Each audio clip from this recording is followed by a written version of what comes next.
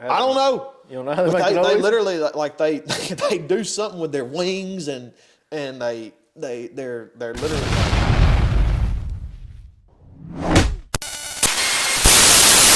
3, 2, 1. but no, I mean, like talking about the lease stuff, like I don't even have to warm up like that. Honestly, I've thought about that so many times, like where you hunt because we hunt a lot of public, Yeah. and you know I even talked to Mr. Cuz about that the other day. He's probably close to it. Yeah, oh yeah. Well, I mean, you know, he's everybody in the hunting industry. A lot of them have hunting leases, you know, Yeah. and I don't know if I would want to have a lease connecting to public, and just because of you're going to deal with the same thing as you would if you had private to private. You're still going to have those hunters that go on that line. Oh, yeah. They're going to hunt the But line. yeah, but like on private land, you've got one or two guys Yeah. doing it, unless it's a club, like another lease or something. But on public, it's like you got endless amounts of people. Yeah. So you could spend a fortune on, you know, making food plots and corn and, you know, all this kind of stuff and summer feeding. And then just for somebody to hunt 50 yards off, a bunch of people to hunt 50 yards off your line on Yeah. public and kill it. Yeah, the reason I said let's talk about it is because that Indiana place we had was like literally right, like I mean it butted up to it, Yeah. and it was like like 15. It was a big place, like 1,500, 2,000 acres of public, and we didn't think it got hunted hard at all because it was a Yeah. bunch of sloughs and stuff. Yeah. And ours was I think 120 acres maybe, Yeah. but all the bedding was on the public, and it was like I felt like because I walked the back side of ours where the public was, and I found like 2 lock-ons on that back ridge. On y'all's? No, it was on the public, but like Oh. I feel like they were, you know, basically they could catch anything because we had the crops on us and food plots, but the deer wouldn't get there till. How far were the stands from y'all? I mean, not far, probably. Right. I mean, there was like a big ridge at the backside, and like a big ridge, and they would come over that ridge, and there was like lock-ons on the other side of the ridge, and our line ended on this side of the ridge. Okay, so they couldn't shoot over onto y'all, Uh-uh. but easily could catch crossover. Yeah, but I feel Yeah. like the deer were so nocturnal because there was more people than we thought hunting that public, Yeah. and they weren't moving till after dark because they knew people were just sitting right there on the ridge, you know. Yeah. So I don't know. Well, I'm gonna tell you, you know as well as I do. Here in Mississippi, look, Oh yeah. like people jump fences for turkeys big time, okay, but they'll still do it for deer. What's up with that? Because I don't know. I ain't never turkey hunted much, but I feel like people are. Once this year, look, I'm gonna interrupt you. When we go this year, I'm gonna take you this year, and when we go and you like get to kill your bird, get to kill your first bird, and you get to hear a lot of gobbling activity and get to see the whole thing unfold. If you're not addicted to it, I will be shocked. And I know some good, honest men that will, or that have, I'll say, that have cut a fence or jumped a fence that wouldn't dare do anything close to that for a deer, you know, or anything else. But when it comes to turkeys, and it's like you're sitting 100 yards from the line, and you hear that joker, he's hung up, you know, 100 yards across the line. Yeah. I mean, I ain't gonna lie, dude. It's hard. It's hard to sit there and be like, I gotta wait on him because it's such a you're calling those turkeys. It's a different kind of rush than it is when you kill a deer, and so it's hard to explain. But like I said, I can see where know people do that a good bit. Dad's keeping that lease where I hunted this year. He's not leasing the one I sent you the turkeys on. That's like a out lease on that top? I would figure y'all would have a ton of problems with when it comes turkey season. Yeah, probably so. There's a bunch of. I'm surprised y'all hadn't had more. Like, I've gotten a couple pictures of gobblers, but there's a bunch of hens there, yeah, like a 30 or 40.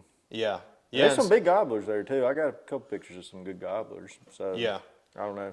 Tennessee's the place which Dad leases it out every year, and that guy always hunts it. If he kills a couple birds or limit, because he's gonna kill 2 in Tennessee. Mm-hmm. If he kills 2 birds and he says it's cool, I think we could go hunt there too. And you know, I've sent you the pictures of those. Yeah. There's some freaking. They got some long freaking ropes, some cotton Yeah. rope right there. There on was the chin. one. There was one he was hunting that was.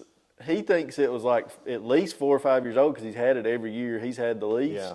And he said, I've like tried everything, and that bird always stays like at least at a shooting distance. And he's killed one every year. And he said that bird will come in and he'll be like 50, 60, 70 yards behind the other ones. He won't come no closer. Yeah, dude, I'm telling you, like when it comes to turkey hunting, it is so different than deer hunting. I mean, the closest thing that you could get to it was when we went down to the Delta. Me and John went down to the Delta, and he called in those bucks for me. Mm-hmm.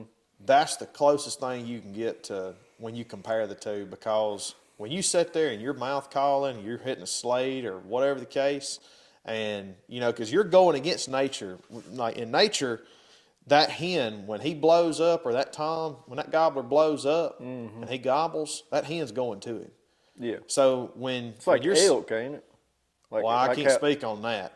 Like I've always heard, like elk, like a big elk has like a harem of like doe I don't or even know how to cows. spell that. I've always heard they have like the cows come to them and like they kind of, you know, Yeah, they which just is probably why they make that huge bugle. like the bugle, yeah. Yeah. Yeah. Well, I don't know. It may be, but I know for turkeys, you're fooling that gobbler when you yelp at him, when you cluck, when you cut. You're making him so excited and go. You're making him go against his natural instinct. Mm-hmm. And to do that, it gives you a sense of just self pride and confidence and all that kind of stuff. But it's fun because you get to hear, especially if they're gobbling, you get to hear him gobble, and you know it's he's moving over here. You can't see him, but when he's gobbling, you know, and he's moving, and then he comes to you, and you have that anticipation. Like in deer hunting, I mean, you know as well as I do, like 10 seconds, he can be there, shoot, and it's like, what just happened? Yeah. I mean, a lot of times with turkeys, more of a you have build-up. a build up. Yes. So Whereas, like deer hunting, it's like a adrenaline rush all in just like a short 10 seconds. Yeah, you don't have that time with deer hunting. Sometimes I'll say, or a lot of times I guess, that build up of adrenaline and It is a anticipation. lot worse when you do have the build up with deer. Like it's like they come in and they're like out there with a bow, and you're just like, just watching them. By the time they get there, you're just like, Well, I think that's why I made that bad shot on that buck this year. oh yeah, Because I you watched him for a while, didn't you? I watched him for about 5 minutes. From the Yeah. time I saw him to the time I pulled the trigger was like 3 to 5 minutes. That's like 20 minutes. And I've never done that. Like all the bucks that I've ever killed have been like the good bucks, I'll say. I've seen them, and in under a minute, I've shot at them. Under 30 seconds, a lot of them. Oh yeah. But yeah. I know. Well, I mean, I went in Missouri when I was up there in school. I mean, I went that one year, and just I don't think I saw, me and a buddy went, I don't think I saw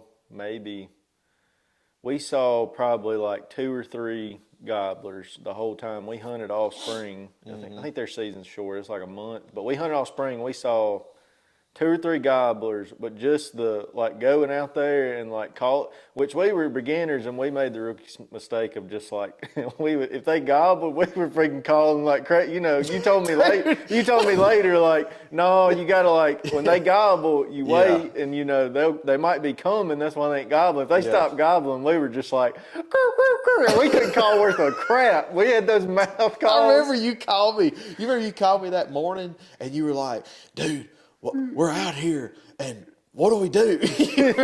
Oh yeah, and we got close on one because we set up like right under him. And he like this dude up on a field that came. It was public land. This dude was up on this field, and he was hitting it was like a coyote call or like something weird. Yeah. And that some gun. We sat down way before dark. We were sitting there, and we were like, this looks like a good spot. We were like in the woods, and that dude started making that call, and all of a sudden, boom! He hammered like in the tree, like 2 trees over above us, and we were like, oh my God, he's right there. And And so we were sitting there, and my buddy finally, after it got daylight, he saw him fly down, but there was like a big old, just like stump, logs and stuff in front of us, and he was right behind it. And I was like, is he coming this way? And he was like, I don't know. And we were just sitting there waiting. Well, time out. You were also bow hunting. Yeah, I did have a bow. That's idiotic. Yeah, it was pretty crazy. For your I didn't have a first, shotgun. for your first, I'd have borrowed one, okay, from somebody. I said stole, but I'd have borrowed one from somebody to kill your, because like your first bird, like if you bow hunt turkeys, you're not only like a good bow hunter, You probably need a but blind. yeah, I mean, bow We had hunting a public little land thing. turkeys is insane.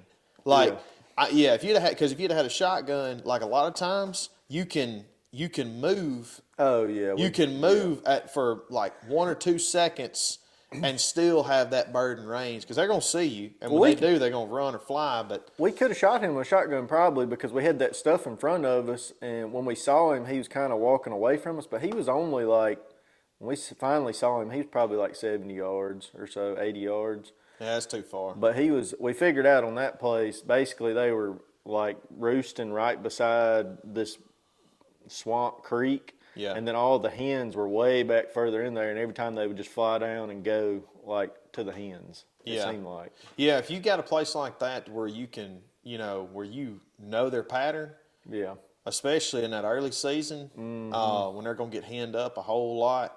Yeah.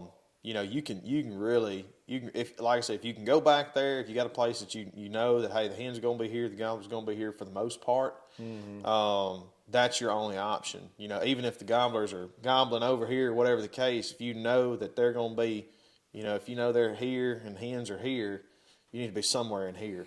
Yeah. Because what they not, if you're down here a lot of times and they're supposed to be going this way, It's hard to get even them to your come good back. calling is not going to bring them back. But if they're already coming this way, you may be like 80 yards over here, but you're still in between. They'll veer over. They can veer over and be like, all right, well, it's on the way. So basically, when you're calling to him, what are you trying to tell him? Like, I'm a hen and I'm lost? No, you're not trying to say. I don't think so. Like You're she just got trying to lost say, from I'm over here. I'm here, and I'm looking for you. Like when you're sitting there, like purring, clucking, yelping is looking. Hey, hey, I'm over here. But I heard Troy Ruiz or whatever it is. He's on Primos. He's been with Primos for ages. I know you're talking about, yeah. Awesome dude. Seems like it. Like I met him. I feel like I have because I've watched him so much. I know. I learned how to do a lot of calling because of his little Primos 2-minute videos. But anyway, he was explaining cutting on one of those, and he was, cutting is that. Yeah, I'm talking about, yeah. And he said that's like telling a gobbler like, hey, come over here, come on. And so you're getting birds excited. It's just like when we were in Oregon this year, a buddy of mine, we were hunting together, and we had a gobbler on probably 10 to 15, maybe even 20 hens, and he would just gobble and go back and forth, not get off those hens, which is very normal. And but Colin could call really well. I could call pretty decent, and we both. I looked at him and I said, hey, let's start cutting. But because I would call, he'd call, I'd cut, he'd cut, and I'm like, dude, let's just both cut. Like I looked over and I was like, dude, let's just cut like crazy. I said, let's both do it at the same time, and we did. And I mean, within 5 minutes, that bird had come up. That was the first bird I ever heard drum. Felt it in my ears. Didn't even seem like I heard it. Felt like I felt the vibrations in my head. But within 5 minutes, he was dead. And I used the same technique when John came out there that trip. Me and him doubled up. What is drumming? Huh? Drumming. What is that? What do they do? Like, I don't know. You don't know how they But make the they noise? literally like they do something with their wings and they're literally like I'm telling you, they're like and like I swear, it's like you can feel it like in If somebody here. can give us a good answer on exactly what they're doing drumming, comment below and let us know. Because what he gave a good representation, but we still don't know exactly what it is. Yeah, the real turkey hunters out there that have seen this, y'all will know what I'm talking about. I know what I'm you're not talking an about. idiot. Like Yeah, I know what you're talking you about. can feel it because it's like It's like they're like, bowing up. Like yeah, they're ready. yeah. They call it, and that trip too. John, his last bird that he killed, it spit. I'd never because I've you heard always them doing heard that, you yeah. always hear spitting and drumming, spitting and drumming. Well, I never heard one spit, but that one, like you can even see it in that video that I posted too. Like when he fans out, I think he drummed, but I know like when he fans out, he goes or something like it's like. His head all white. I don't think so. It may have been a lighter red, but I don't remember What's that. that? When they get pissed off, they turn white. Is that Yeah. what it is? Maybe I don't know. I've always heard if their head's like real white when they're coming in, they're pissed off or something. Like if you had a decoy out there, like I ain't never seen one with a white head, but I know what you're talking about. They do get like really light colored, but I don't know the reason for it. yeah, and they have that little dangly thing. Yeah. It's real red when their head turns white. Yeah, but that goes back to your like original topic of would you buy land next to public land or would you hunt a lease next to public land? It's like we're talking about turkeys because it's nearly turkey season, but I would be very hesitant on pulling the trigger on something like that just because of it could be a sanctuary for all those public deer, but I mean unless you go through and put cameras and put posted and fences and stuff, which you still gonna get poached. And then it makes it even more like, because like that place, it was almost like, well, we could go hunt the public land, but then it's like, why are we paying for this lease if we could just hunt the public? Right. So I don't know. Well, My experience, don't get a lease near public unless it's like a place that nobody knows about and Well, and here's another spinoff. Though. archery only or something. Yeah, I was supposed to say. All right, Yeah. there's your spinoffs right there. Yeah. If you can get leased ground or private ground next to a good piece of public, It's like a sanctuary. and you can corn them. Yeah. You can put corn in corn feeders. You can build food plots. You can Yeah. that Which kind, in- and you can gun hunt here in this state. Yeah.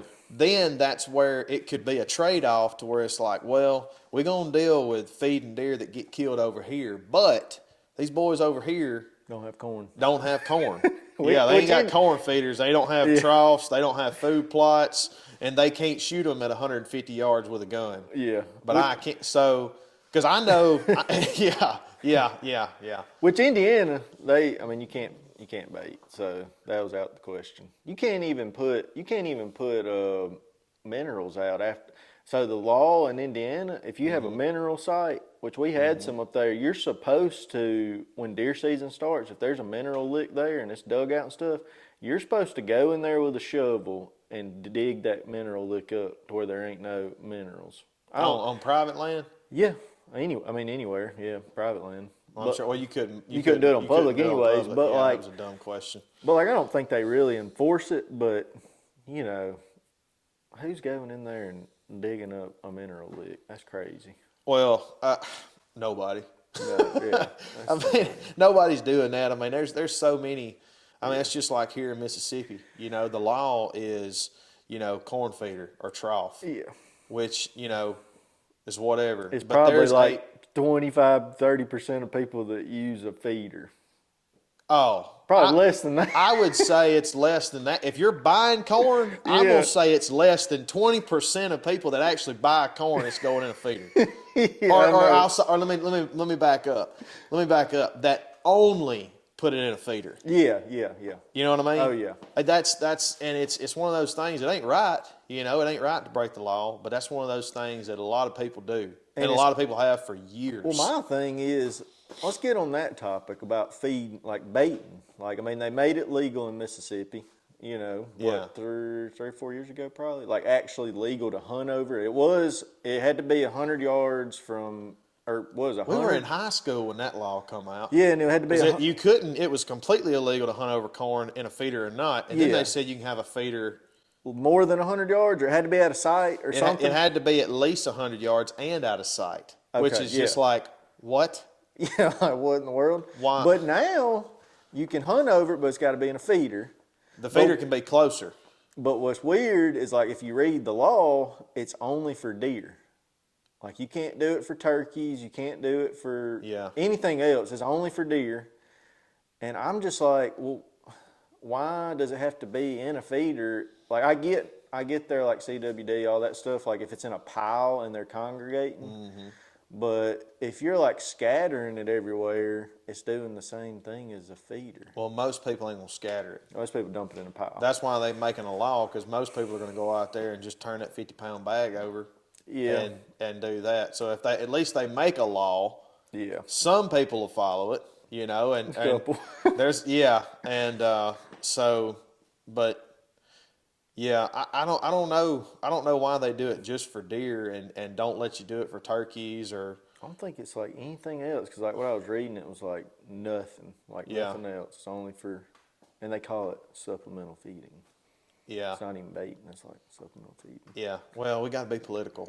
we need to make sure. Yeah, that's We're not not a baiting shoe. them. That's a house for your foot. Yeah, we're not baiting them, man. We're just supplementally feeding them. Yeah, yeah. I But don't know. What's your stance on the baiting? Do you think it's better to have baiting or not?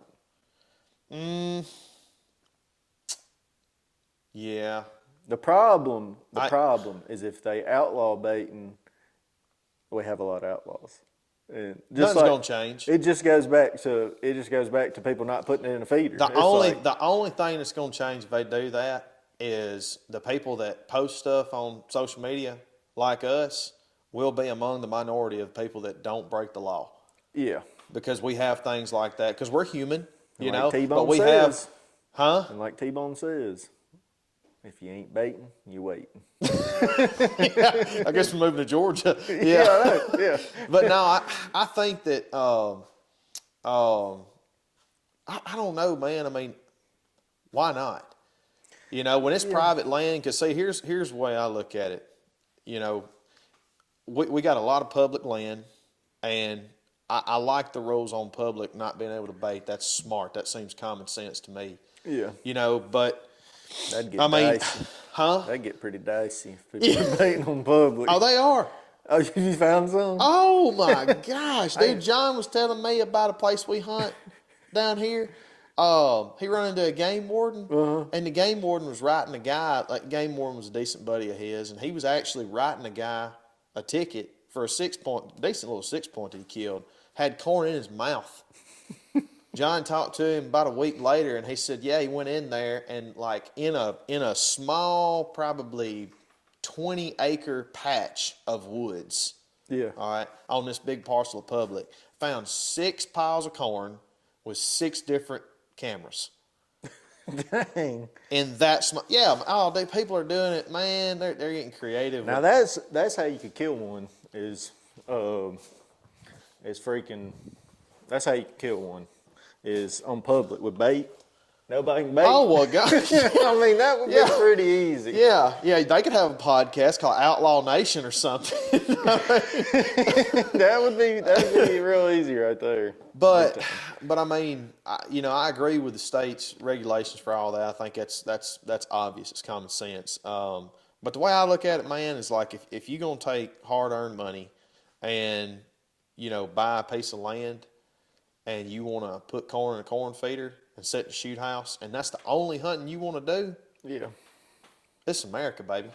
Do it. That's kind of the way I feel think about I it. think it should still be like that. I'm not telling anybody, because you're not breaking the law if you do that. I'm not telling anybody to openly break the law, but I'm just saying, if it's your land, and so I agree with that. Yes, I agree with the way the law states now that yes, you can bait. I guess I'm more so just against feeders because I feel like feeders. It's hard. Like if you're gonna kill a mature buck, it's hard to get a big mature buck to come to a feeder in daylight. I think. So why would you be against it? Why wouldn't you just practice not having one on your place? No, I'm talking about like they'll come to corn if you spread it out on the ground, but in a feeder, like a feeder, a object you just stick out Yeah. there, it's gonna be hard to kill a big mature buck on a feeder. Like I guess if it's been there for 2 Well, or 3 you're years. talking about personal preference on whether or not you think it works. I was just Yeah. talking about the law. Yeah. When you asked me about, I thought you were asking me about like, do you agree with the law? You know, being Yeah. in place that No, you know that's you what I can was that asking. people can hunt Yeah. over a feeder. Yeah. You know. No, that's what I was asking. I'm just saying, like, I don't know. I feel like if you're gonna say it's legal, like you should just be able to put the crap out, you know. Yeah. Well, they're getting, they're getting away with. I don't know if I say getting away, but they're saying a lot of that stuff now, even more because of the CWD. Yeah. But I mean, my Lord, when a corn feeder spreads it out, there's still a lot of corn touching one another. That's my It's whole not as thing. much, We can get but into the CWD stuff because I'm like, I don't want to get too deep in it, but like running trail cameras, if you have a trail camera on a scrape, all them deer coming up and chewing on the same limb, they're all passing saliva back and forth. If you put a corn pile out, it's probably better than naturally them coming to a scrape and chewing on the same limb every day. I don't know. I don't know, man. I don't really. That's one of those things that honestly I don't even get into. I don't even think about. I don't debate it in my head. Um, and I guess honestly because there's so much public land, not just in Mississippi but everywhere. For that part, Yeah. it's just I don't even worry about. You know, I wish I could put corn on the ground here or put it in the feeder.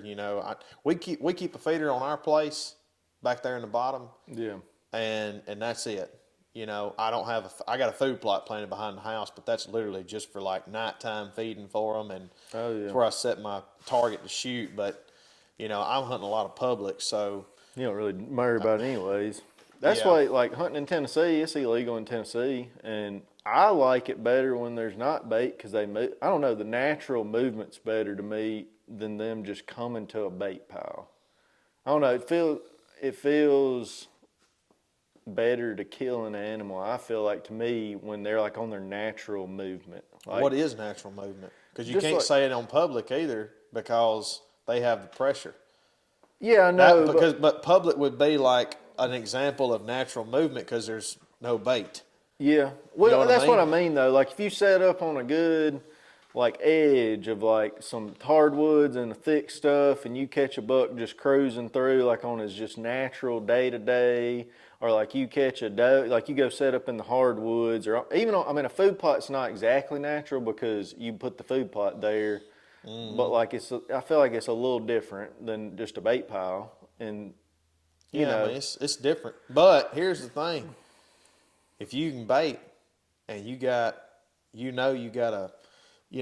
a big deer on that place, are you going to? Because I am. I'm gonna tell you if I can bait. yeah. I mean, because like I said, I hunt a lot of public, and that's what all I go off of is just natural. Like I got to hunt this crossing, this scrape, this rub line. I Yeah. got to try to find him, and I got to try to be in there when he's in there, and all this kind of stuff. But I'm also competing with all these other 100 guys people. Yeah. that. So when you talk about their natural, I'd tell you, just go hunt public for a little while and get you some of those natural movement deer. And while you do that, I'll hunt your shoot house and I'll bait them. Because I will tell you though, the place we have here in Mississippi, we had a bait there, and the only time I saw that big buck was down in the bottom, like away Yeah. from it. Like he'd come to the bait at night, but he wasn't coming in the daylight. It's Yeah. like he knew. But Yeah. that one day I went down in that bottom hunting just a trail. I caught him just cruising through there. yeah, But I don't know. Out there is about like hunting public because there's so much dog running. Like they're all pressured as crap. Like they're nocturnal deer. yeah, Like go out there. Me and Dad sat out there probably 20 times this year, and maybe in the evenings maybe saw deer 4 or 5 times out of the 20 in daylight. And Yeah. if they did come out, it was like at like complete dark. Like it was like 5 minutes to shooting light, and you could barely tell what was out there. Yeah. So That's another one, the dog running deal. yeah, That I mean, you could get some people on that one. You could get some people really upset Oh, on both yeah. sides of Yeah. that one. Yeah. And I honestly, I swear this is not because we're filming it or doing this. Like if we didn't have the mics on, cameras on, what I'd still say this. I honestly don't know where I stand on that. I do, Because but I'm gonna keep it to myself for right now. Maybe we'll get in that topic another day. well, all I'm gonna say is this. I do. All right, we're in it. We're in it. Hey, We're in it. We don't need to piss everybody off on the first. All our either way it goes. Look, this is the first episode. We are setting the tone big time for this. Well, hey, the way that I look at it, man, honestly, is dogs can help because I hunt public. I'll say this. Now, okay, all right. So let me just take that back. I can't speak for you because y'all primarily hunt private. Yeah. Y'all don't hunt big 1,000, 5,000 acres of private. You got those small Mississippi 40 acre, 60 acre, plots of private. I could see where dogs could really mess you up right there. Big time. But on public, it's a different game because you have so much wood. You have so many woods and so much that you can hunt. If a spot's getting burnt by dog hunters, they're more than likely, they've created way down there, wherever, they've created an area that they've pushed deer to. And I got a buddy that hunts down South Mississippi Tyler kills some freaking toads. Yeah. And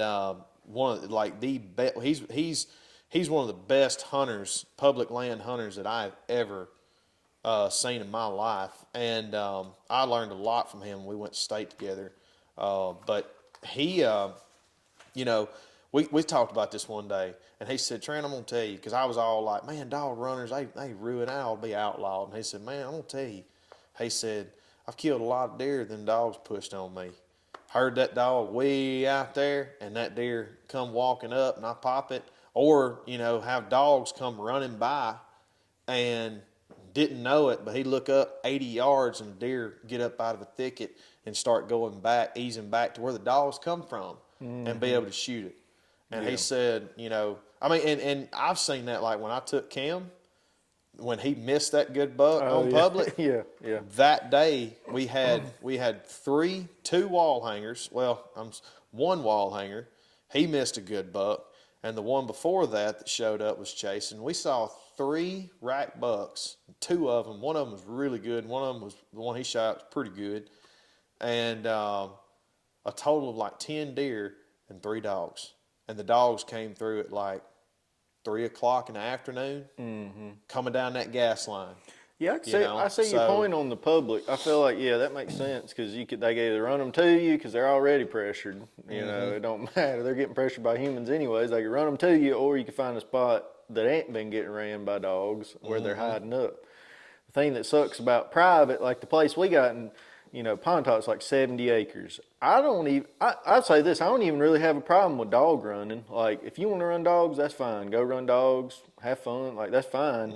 My problem with dog running is when I got 70 acres right here, you let your dogs out on the 30 acres beside it and just let them run through it and then just pick the dogs up on the other side. It's like, like you can't even hunt the deer you're running. Like you're just letting them run through our property every day, and then the deer are like, I'm not moving in daylight. I want to stay right here in my bed. Yep, I can see that. So that's my problem with dog running. There's a place over close to Water Valley. I think it's called Hay Patch Hunting Club. You heard of that? Hay Patch Hunting Club. Did you see the big velvet buck that got killed? Like I think they have, like plenty of land, 2,000 acres. I don't know how much land they have, but it's a lot, like a decent chunk of. It's like a parcel of public. It's a big. It might not be 2,000. I don't know. But it's big. It's like a big lease, or somebody owns it. It's a club. Yeah. And they killed a bunch of good bucks. Like you can go on Facebook and type in Hay Patch Hunting Club. Like it's pretty well known in Mississippi. But I know everybody. You know, you saw the big velvet buck that got killed in Mississippi, didn't you? I think so. The big one that like didn't. I guess didn't have no balls. The Yes. big one, big. It scored Yes. 171. Yes. A girl that works with me, her husband killed it. And like their place, they like their dogs stay on their land, like because they got a big place there, and they Yeah. run their dogs on. And they kill a bunch. They kill a bunch of good bucks, like Yeah. bunch of decent bucks. Yeah. That Well, deer, that deer was crazy. That was a big Yeah. deer. Nobody, they had trail cameras on that place. Nobody had a picture of it. Wow. Nobody had a picture of that deer. It was just like a ghost. Yeah. That's what's crazy. That's What do you think about serial cameras? Do they, you feel like you miss a bunch of big bucks? Like there's bucks out there that just like can just hide from them. yeah. I mean, I'm sure it happens, but I don't know, man. I don't know. I feel like if you're, yes, yeah. I feel like a mature buck can see a trail cam that he's seen before, and be like, oh, that's one of those whatever weird thing objects. All right, I'm not going to go around that.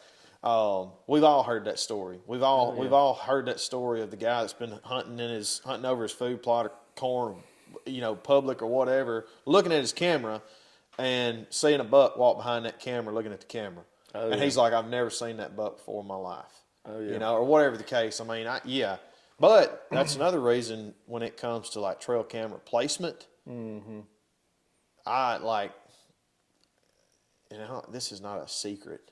I'm not giving away a secret, but because I know a bunch of people do this. But that's why we take our cameras and put them up in the tree Like a higher, lot. like 6 Yeah. foot, 7 foot. No, like 10. Yeah. Well, it may not be 10, but it's going to be 8 to 10 feet. That way somebody that walks by can't just go up there and knock it off or steal it, or they're going to have to climb that tree and get dedicated. Yeah, we've done that, But- and it definitely they don't bother them as much. I've had a problem though doing that with it picking them up. Like sometimes I feel like when I put it high in the tree, like it don't like catch the movement or something. Man, we've had a lot of luck off that. I don't know how high you're going, but we're like 8 to 10 feet off the ground. But Yeah. we always put it on a crossing. Mm-hmm. Or the like edge of a bedding area. Yeah. Like where we know deer are traveling. We're not going to put it just out in the open bottom. I mean, or anything like that. Like we want to have something, a scrape, put it on a scrape, whatever. We want to have something that's picking it up. And I do that more. I do more of that strictly for people than I do deer. Because that big deer, deer that I shot this year, I had him on camera in 2 different places, on public, with both times the cameras were this high, like 3.5 feet off the ground. Yeah. And he walked right by him, looked at That's him. what's weird. Some bucks don't care at all. They're just Yeah. like that buck I got in Tennessee, the old one. Yeah. It's like 6 or 7. Yeah. He don't like cameras at all. Like he's gotten used to one that he'll come in front of every now and then. But even like he's been in front of it like at least 4 or 5 times, and every time when he walks by it, it's on video mode. He like stops and just like looks at it real hard, and then he kind of just backs away. Yeah, And he's seen it a bunch of times. I'm like, yeah, he's a buck. That's another topic, like cell versus trail cameras. Never got a picture of that deer on a cell cam. And I know he knows because I've had that cell cam here, the other camera here, and get him on this one, and he not come to this one ever. He won't ever come in front of it, nothing. It's crazy.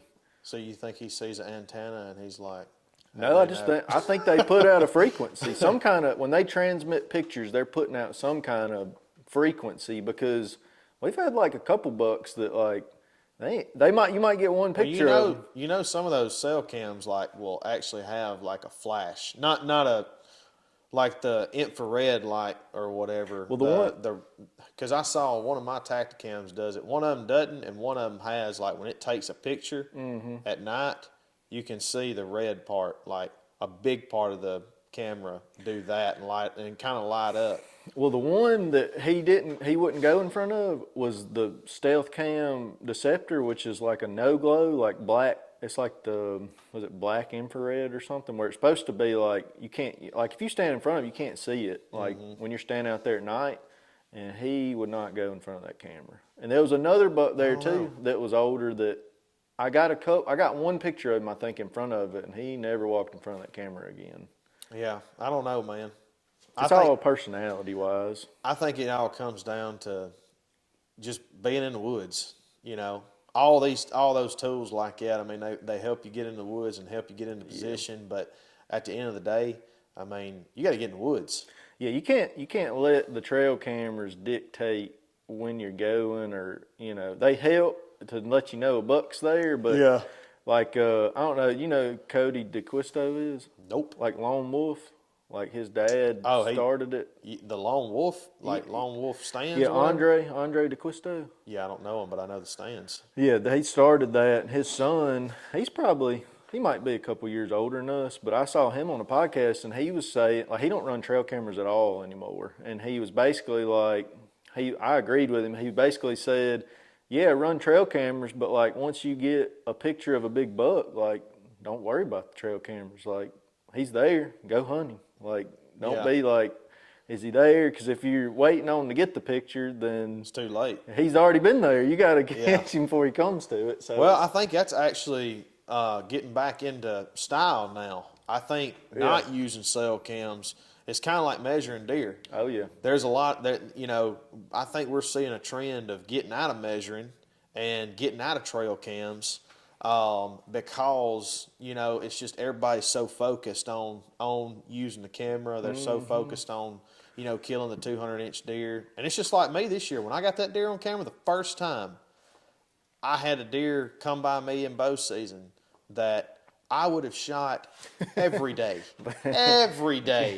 And I was like, oh, I can't shoot him because maybe Big Boy's behind me. Oh, yeah. And, like, I like knowing that kind of stuff, but at the same time, it's like... It almost takes the fun out of it a little bit. Like, it's fun I love checking trail. Like, it's fun. It's like Christmas morning every time. If you pull a card or get some pictures, it's like Christmas morning. But I'll say that buck that I killed 2 years ago, that one right there, that was probably one of my most fun hunts ever, because I literally got there. We were living in St. Louis. We got back that evening. I drove up there that night, didn't check any cameras, went down in there and got in that stand, and I saw a bunch of deer, but then that buck walked out, and I was like, dang, I'm shooting him. Like, if I'd got pictures of him, I don't know. If we had some other bucks that were bigger, I might have been, because I checked them afterwards. We had a couple that were bigger than him, and I might have not shot him. But it was exciting just because it was like, I feel like the trail cameras kind of take that, like when we were kids, like the surprise element. Yeah. Because like you've seen that buck so many times on trail camera, when he comes out, you're like, well, there he is. Like, I'm ready to shoot him, but it's not like, dang, look at that deer. Like, like, golly, that thing is huge. Yeah. Like, I feel like it takes a lot of the surprise out of it, of that just pure adrenaline when you see a big buck for the first time, and you're just like, holy crap, that's big completely deer. Catch you off guard. Yeah. Yeah. Like that buck I killed in the summer, like in August in Tennessee. Yeah. Like, I watched him all summer long, and don't get me wrong, it was freaking awesome, and I was pumped and excited. But I can't imagine what I'd have been like if I wouldn't have put any cameras out and just gone out there and that deer walked out. I would have been like freaking just like out of my mind. Oh, hey, I'm telling you, dude, you need to hunt public more. I know, that's why you've got to hunt public more.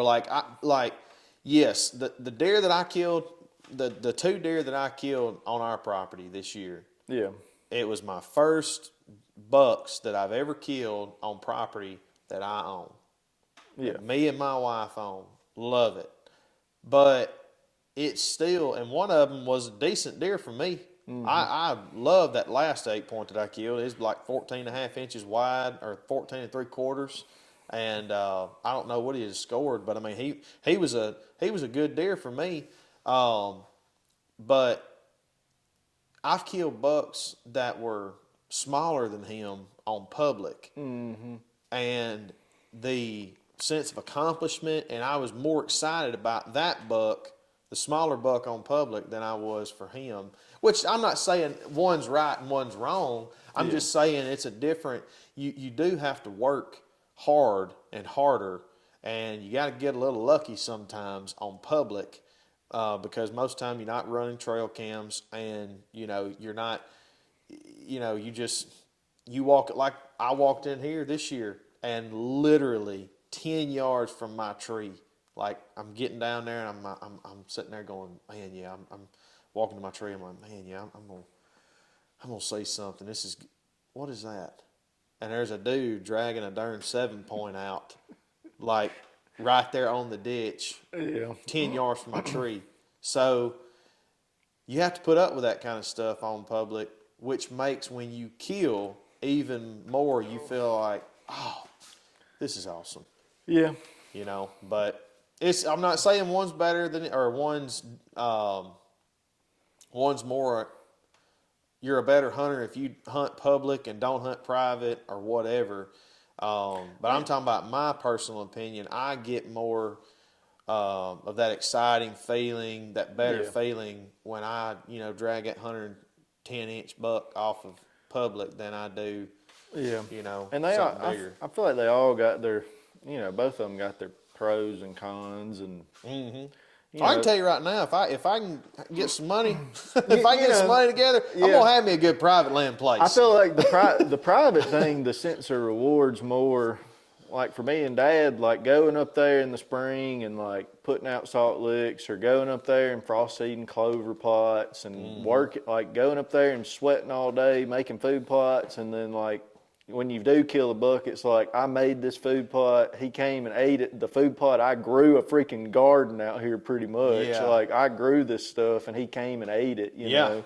That kind of stuff is probably more rewarding. And then on the flip side, the public's like more of a surprise. You're dealing with a lot of other people, and you're basically having to out hunt other people to get a buck, So Well, public land's more emotional.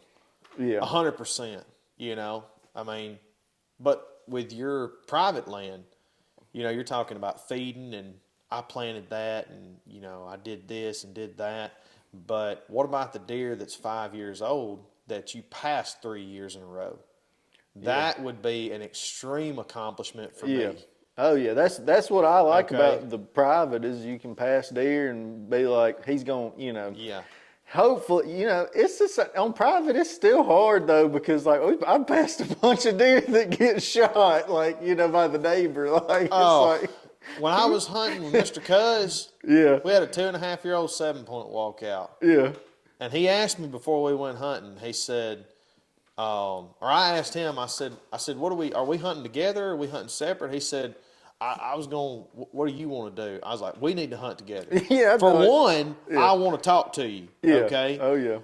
And two, I don't want to shoot anything I'm not supposed to. Because if we'd have been hunting separately, that deer would not have stepped out enough to give me a good enough view. Like I was going to shoot him where a limb was hanging down, and I saw horns. I saw him, and I was like, oh, Hey, there's a deer, Mr. Cuz, there's a deer right there, there's a buck. Oh, that's a good buck. And I literally grabbed my gun and held my gun like this and just sat there and watched that deer for 5 minutes. And I was just like, I eventually said, I was like, so what are we looking for here? Because if he hadn't been in there with me, I'd shot that deer. Oh yeah. Just like that. And it wasn't a big deer, but it got my heart racing. And I was like, man, I want to shoot that deer. And I could see, because I don't have a big parcel of land that you can manage and stuff like that. Yeah. But I could see where if you had a decent chunk of land that you could, for the most part, manage some deer and grow some deer, I can see where you shooting that 4 or 5 year old, or passing a couple of the younger ones to get bigger, and you do that a couple of times, and I could see where that in itself could be addicting. That's what's addicting to me, is watching them grow, because like it's crazy. Just like if you can follow them, because I got like on my computer, I got albums of like I name all of them, and like it's this deer, this deer, this deer, and then the next year this is what he looked like, and then this year he looked like this. Like I don't know, that's addicting, and it's heartbreaking too. It's so heartbreaking doing that, because you get them to 3, and a 3-year-old deer is about as stupid as they come as far as wanting to go out and go chase does That's and get the ones shot. I like right there. It's the 3-year-olds, man. If you can get them to 4, you have a chance of getting him older because it's gonna be Yeah. hard to kill him. Like he ain't gonna go out there chasing the doe. He will, but like he's a lot more smart about it. And I don't know. Personally, I think 4-year-old deer and older, I don't think they chase deer just like a ton. Like I don't think they get out and just chase does like these 2 and 3-year-old deer do. I think they know from experience what does in the area come in certain times. They know how to scent check scrapes. They know a doe's there, and I feel like a doe is a lot more receptive to an older buck. So it's almost like his pheromones that he puts out when she comes in. It's like not that she goes to him like a turkey would or an elk, but it's kind of like they just meet up and like they just know. It's like a more mature doe and a more mature buck. Like the older does that have been around the block, they know when they're about to come in. Because we've got pictures of does like week or 2 before we know the rut starts at our place, coming to those scrapes and like licking the licking branches, hitting those scrapes. Like You got does doing that? Yeah, week or 2 before. And I saw a podcast one time. I think he was a professor in Georgia maybe, where they did a scrape study and they found that does tend to does show up at scrapes like 1 to 2 weeks before they're going to come into estrus. And they said that they didn't ever prove it, but they almost like came to a conclusion like that the buck's urine, like something in the buck's urine almost because of the way their scent glands and like olfactory, their nose, everything smells so good. Like they have something in there that almost like a buck can almost make that doe come into estrus, like their urine. Because like a doe's showing up and it's like their pheromones or something. I wish I could do that at the house. Yeah, That'd be nice. yeah. I ain't never sat over the remote or stood over the remote, started peeing, and Bree been like, hey, Hey. hey. No, but yeah, we've gotten pictures of doe. Like there was some does where I killed the buck in velvet. There's a scrape right there that a ton of bucks were hitting, and I swear the rut there usually is about the November 18th through the 30th is like prime, like peak, like they're chasing, looking, breeding, whatever. Yeah. And we had does showing up to that scrape. Like probably like November 3rd through the 6th. It was weird. They just all of a sudden these does started coming to the scrape, licking the licking branch and like peeing in it some. Like there's something to it. Like if you have a camera on a scrape and a doe starts showing up to that scrape, you can almost bet I think a week to 2 weeks she's probably coming into estrus. I've never seen that before. I'm not saying you're a liar, you're crazy, but I've never seen a doe check a scrape. Really? That's the first time I ever heard about a doe check. Yeah. I've always seen them do Look, it. I think this podcast is going to expose kind of how dumb I am to a lot of this stuff, man. Like, I mean, and we've gotten like just having cameras on scrapes. We've gotten plenty of does that'll come up and hit the licking branch and stuff. But I didn't really connect it until I heard that podcast of that biologist. He was saying they did this scrape study and he was talking about it, and I was like, And this year when we started running cameras on scrapes, I started like paying attention, and I was like, a lot of does showing up to these scrapes around November, like 1st through the 6th, around there, like about Right. 2 weeks before I usually see rut activity. yeah, I was like, they probably are onto something. Like that's pretty cool. yeah. The scrape thing, I feel like scrapes are so cool. Like just how deer communicate with scrapes, it's Yeah. just crazy. How in depth I feel like it is that like we don't even know about. Yeah, so you think about that stuff a lot more than I do. I'm always sitting there just going, I just need to kill him. Can I put corn out right here? I just need to kill him. Like, I don't care what his mental state is right now or all this, but I think that's probably my addiction is like getting inside their head. Like just like, I don't know. I feel like that's like why I want to kill a big mature buck is like it's so hard. Like to get in their head and be like, what is he thinking? Why is he coming to this spot? Because you can get lucky, but I feel like it's even more rewarding if you like beat him at the game. All right, I heard something a month ago that's changed my perception on all this, and it was said a long time ago by Dr. Fitzgerald. You've seen him on there? Larry? Yeah, Larry Fitzgerald. Wait, is that a football player? No. That guy. No, is it Dan? Dan. I don't. I got to look it up. It's Dan Fitzgerald. I got to look it up, Larry. Yeah. Yeah, Wide receiver said this one time about Arizona deer. Cardinals there. Uh-huh. No, Dr. I think it's Dan. Fitzgerald. I can't even spell Fitzgerald.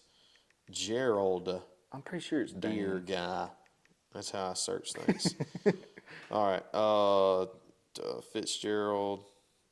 Dan. That's it. Dan. Yeah, Dan. Yeah. All right. So Dan Fitzgerald. He's like an OG. Yeah. Like He 80s, said 70s, 80s, 90s. he said in one of those videos he was talking about deer behavior and stuff. Mm-hmm.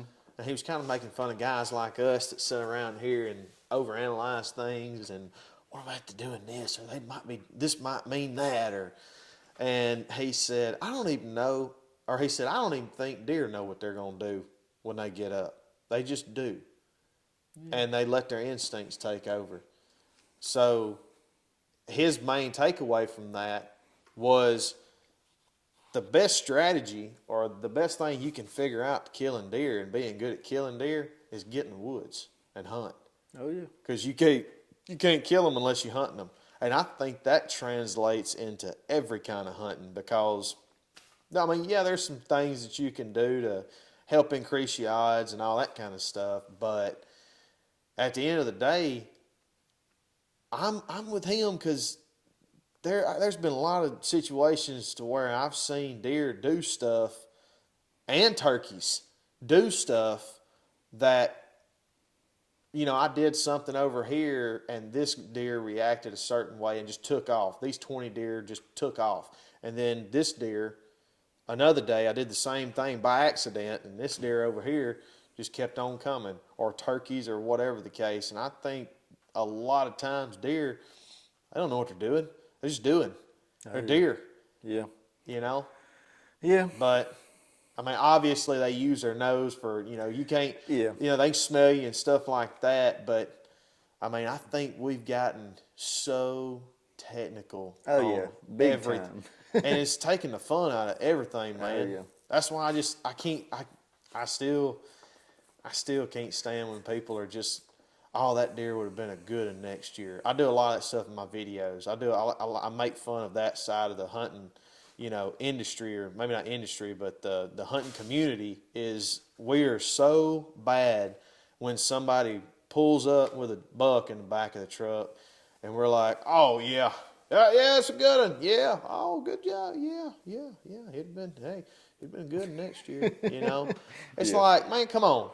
Oh, yeah. I don't think it made that guy happy. And on the other end of that, I'm not the one that, if you got a wall that looks like this and your $3 are this, and it's like, well, shoot one of them and then shoot some does instead of these other two for meat. Yeah. Let these go, I mean, I'm not one extreme or the other. Yeah. I think there's a fine line there, but, it's just get out there and hunt. Oh, yeah. I feel like so technical and enjoy it. If it makes you happy, then good. If it makes you happy. Like, I just don't understand. My thing is if you've killed a bunch of, like, small deer and it's not like you're just shooting it for meat, I'm like, that's kind of my thing. I would be like if it doesn't make you excited, the rack doesn't make you excited, and you're like, well, I'm just a meat hunter. Well, I'm like, well, you get the same meat off of a big doe that you get off a year-old buck, like, pretty much, Well, I don't care what anybody says. If they're deer hunting and they're shooting small bucks, they may not admit it, but they like those racks.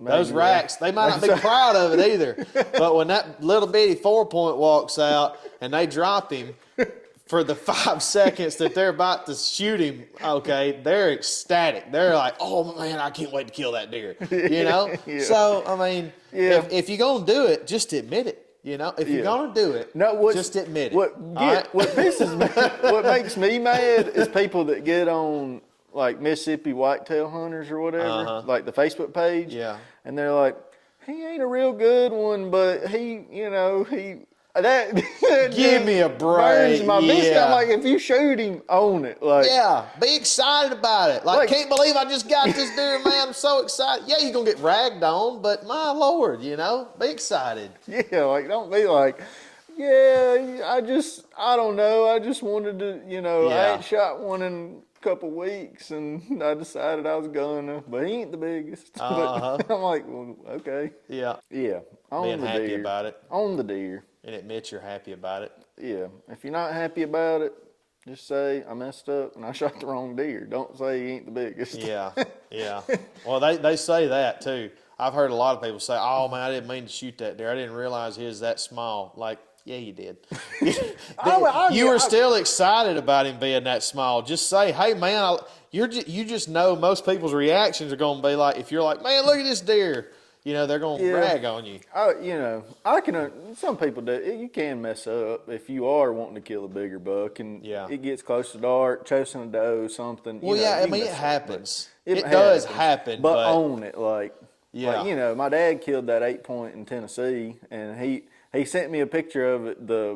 I think a week before or something. He sent me a picture of this one buck. He's a pretty good buck. You saw the picture of that one he killed in Tennessee this year. He's a pretty good buck. Like he's Yeah. probably 115, 120, like 8-point, 115, 8-point Yeah. probably. And he sent me a picture of him and another buck, and they look kind of similar. The other one's definitely bigger. And he was like, "Look, this big old deer." And I was like, "Yeah, he's a good one." And he sent me the other one like right after, and he was like, "This is a good 3-year-old. He's gonna be a good one next year."